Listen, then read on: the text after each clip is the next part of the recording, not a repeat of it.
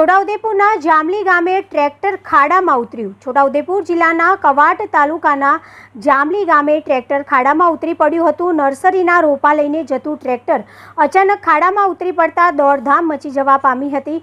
રસ્તો કાચો હોય, જે રસ્તે ટ્રેક્ટર પસાર થતું હોય, કાદવ કીચડવાળો રસ્તો હોય, એકાએક ટ્રેક્ટર નાળામાં ઉતરી ગયું હતું। બપોરના સમયે 4 વાગે અચાનક ટ્રેક્ટર ખાડામાં પડી જતા તેની જાણ ગામના લોકોને થતાં લોકોના ટોળા ઉમટી પડ્યા હતા। ત્યારબાદ ગ્રામજનો દ્વારા જેસીબી મંગાવીને જેસીબી વડે ટ્રેક્ટરને બહાર કાઢવામાં આવ્યું હતું અને સદનસીબે કોઈ નુકસાન ન થતાં સૌએ હાશકારો અનુભવ્યો હતો।